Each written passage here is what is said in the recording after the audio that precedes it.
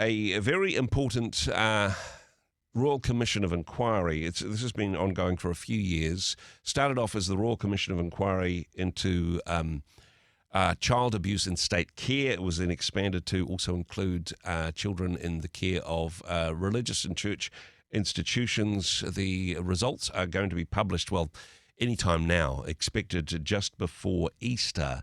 And I suppose the concern is, how do we respond as church communities? For some good reasons, people's views on what the church means has been coloured by their experience with some terrible things that have happened in churches over the years. We need to be, I suppose we need to own it, we need to be sensitive in the way in which we respond. Joining me on the program is National Director of the New Zealand Christian Network, Reverend Dr Stuart Lange. Stuart, kia ora, thank you so much for your time today. Mm. This is an important topic for the church to respond to.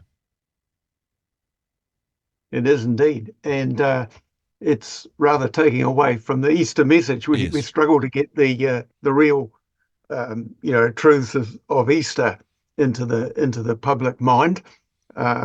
But this is going to be a double whammy here. Yeah. So I just think in terms of responding to this, here's a few things I'll just toss out that we can, in terms of our response. I think we just need to be really clear that abuse and violence of any type, sexual abuse, physical abuse, psychological or racist abuse, and all of those are part of what the Royal Commission was looking into, is just 100% incompatible with Christian biblical values and teachings of Jesus. Yeah. It's always wrong.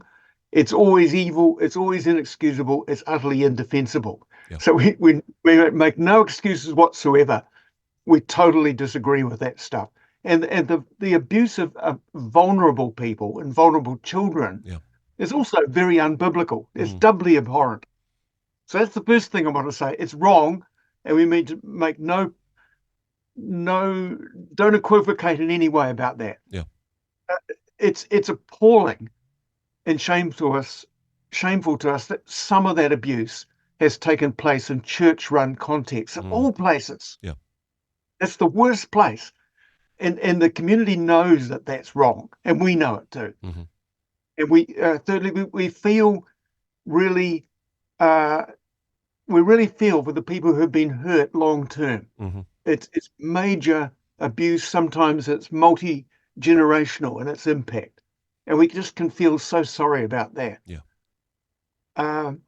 Another point I want to make is that a lot of that abuse would have taken place out of sight. Mm-hmm.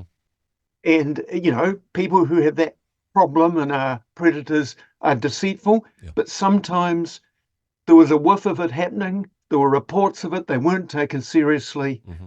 And that was a serious, if there's any hint of that, it needs to be absolutely dealt with and stamped out and never just sort of put under covers, right? Yeah. There are going to be financial claims against some churches or denominations and so on, and we need to go with that. Yeah.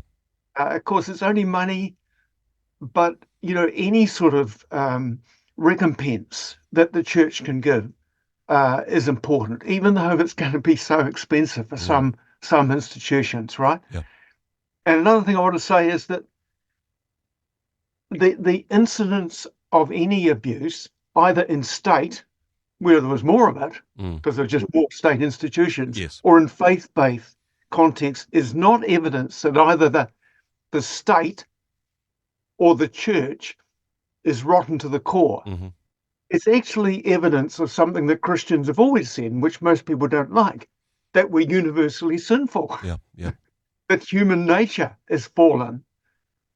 And even Christians are flawed and sometimes make very bad mistakes, right? Yeah.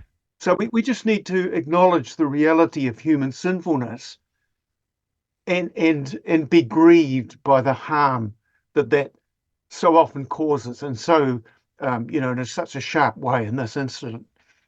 And the other thing I want to say is that we've been, as churches, a lot of churches are upskilling and improving their systems uh, for monitoring those who are looking after youth and children and so on, Yeah. to do our utter best to protect people into the future. Now, things are still going to happen because of the very insidious nature of those who are predatorial. Yeah. They're deceiving themselves, they're deceiving others, and it's you can't be totally fail safe, just like you can't guarantee that planes won't ever crash. Yeah. Yeah.